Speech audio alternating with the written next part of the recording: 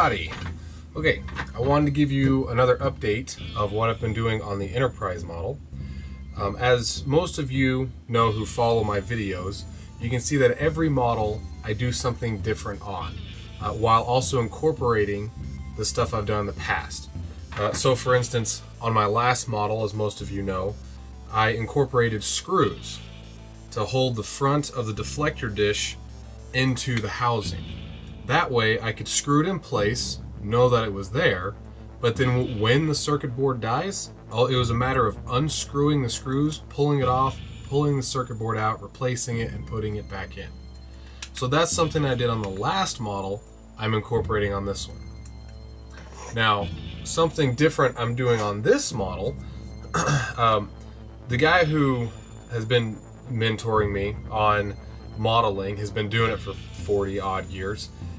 One thing he told me was during all of his years of traveling to modeling conventions, it was good to have a good packing job on the model, but it was also good to engineer your model so it could be disassembled. Not only to protect it during transit, but also to open up the ability to repair it down the road. Because when these models will not be going through as much abuse as convention models, but it's still good that when an LED dies, because they will die, it's just a light.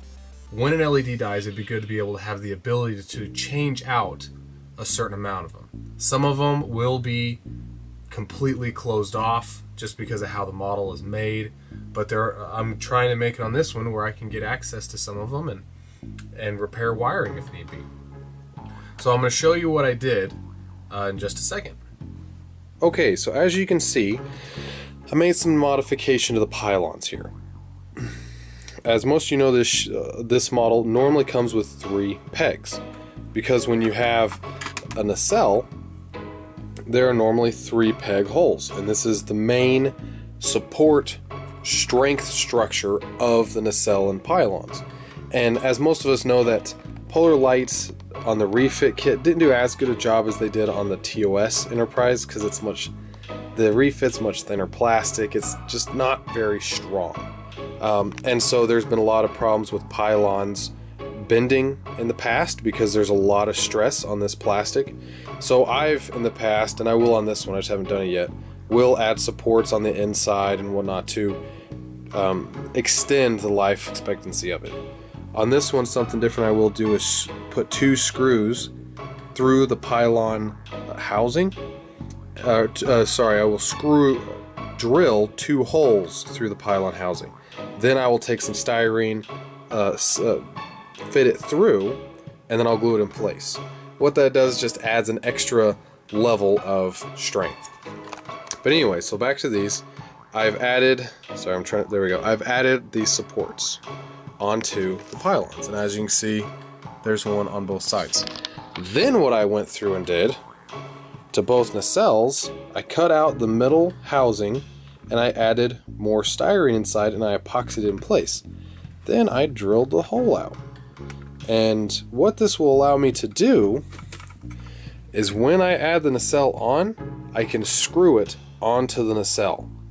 That way I don't have to glue them on. So during transit, you can actually pop the nacelle off, unplug it, set it aside, and when you get it after transit, this will make it to where it can ship in a smaller box, more secure box.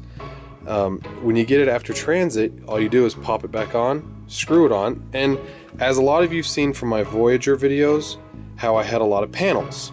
So I will create a panel to go right here to cover up this hole, to make it look as natural as possible.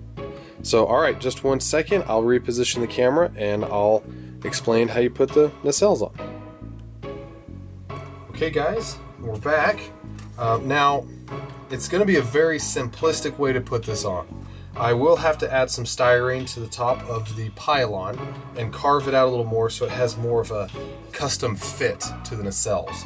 Because right now it doesn't fit very well, and I don't like how it looks. And also, when you put it on, it tends to want to pull, instead of being straight, it tends to want to kind of tweak it. Nowhere near this much. I'm just trying to get an example across. It wants to tweak it. So I need to modify the pylon so that when you screw it in place, it'll actually suck it up straight. So that'll take some modification. It won't be terribly difficult, just a little time consuming. But here's what you do. I have these screws that I cut down to the right size. It's actually gonna be very simple. I'm gonna do this other one first. You add the screw in the hole. Then you put the nacelle onto the pylon, and the screw will go through the hole. Take the screwdriver.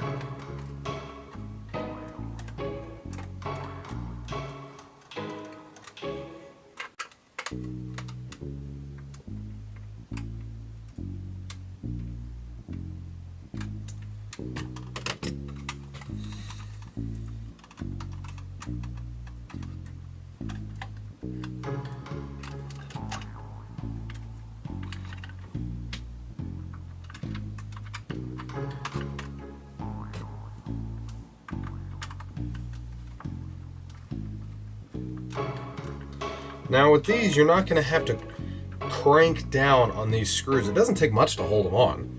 You just do it, just once you start feeling it get tight, just a little bit more and you're done. Because you can break off the nut inside there if you're, really crank down on the screwdriver. You just don't need to do that, because as you can see, the nacelles are on there just fine. So again, what this overall goal with this is so you can pop the nacelles off during transport or storage, and then you can put them back on. That way there's not constantly stress on the pylons when it's not being used, and it will extend the longevity of the model. I'm trying to decide if I want to do the same with the saucer. I haven't quite decided yet, mainly because I would have to remove the top crystal housing, which would not be terribly difficult. I just need to see if I can engineer it right to where when it is removed, it doesn't look like it needs to be removed. And I can also make sure that the crystal that will be in there, that'll go from amber to blue. This one will have blue nacelles, blue deflector dish, and blue crystal when it's in warp mode. Make sure that it doesn't hinder that at all. So, alright guys, well this is what I want to show you so far. Here, I'll show you this real fast. So on this one, it's pretty simple. A lot of you guys have seen this from my last model. Just add the screw. The screw will not be this long. I just haven't had time to cut it down, or I might just go buy some the right length. Well, I might cut them down. I have nothing else to do with them.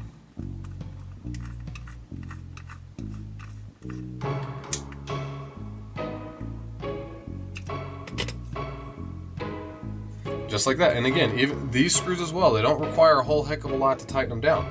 All you're trying to accomplish here is to hold the piece on. And it would actually hold in place just fine on compression. That's what I've done on some of the past. You just pop it on and it holds it in place. And that's plenty. I'm doing it this way, so that way I can widen the hole a little bit more so the deflector dish can pop on and off with ease. So when I do have to replace it, I don't have to grab it and rip it off. I can just unscrew it and it falls right off. But yeah, so I just barely tighten those down and it's not going anywhere. I'm working on filling in the hole on the bottom right now. And that'll go, as you all know, in the front secondary hull. So I have finished the shuttle bay. I think I did this in another video. Yeah, I did. I finished the officer's lounge, the recreational deck, and the arboretum. Now, the internal rooms are what take the longest on this model. Now that those are finished, and now that the majority of this modification is done, I still need to do some on the front. I need to modify them to accept LEDs to put a spot on the back of the saucer and down onto the secondary hull to light up the registration number. I need to modify those. I need to modify these back strobe lights to accept an LED, and then I need to modify this top, if I remember right, it's a radiation dispersal unit. I need to modify that a little bit. Then I'll put the nacelle grills in. I'll get those installed. Once that's done, I can light block the nacelles and pylons. Everything else, the secondary hull, primary hull, and the neck, all of those have been light blocked, and they are ready for electronics. I just wanted to try and finish up all of the modification to the plastic, you know, the lower sensor dome. I modified that. It didn't take a whole lot, but I modified that a little bit. The bridge, I modified it by adding styrene to raise it up so I can get LEDs in there to shine down on the saucer. And I also added some little details in between, because if you look at the studio model, you'll notice that there is detail inside. They're inset pieces and then they're grooved pieces. So I finished all that out. So now I just got to trim it up, make it look nice. I'll do stuff like remove these panel lines right here, and then I will add new ones on later on down the road after I get a good seam. So, alright guys, well that's all I have for you so far. I hope you're all enjoying the build. This one's turning out to be a lot of fun. Again, all the internal rooms are done, so now I'll start on, well, I'll finish up the whole modification on the nacelles, and then I'll light block those. And while those are being light blocked and drying, then I will start working on the electronics. And that does not take as long. Electronics usually goes pretty fast. You can usually have it done, if you take your time, in a week or two. I should be able to have it done sooner than that.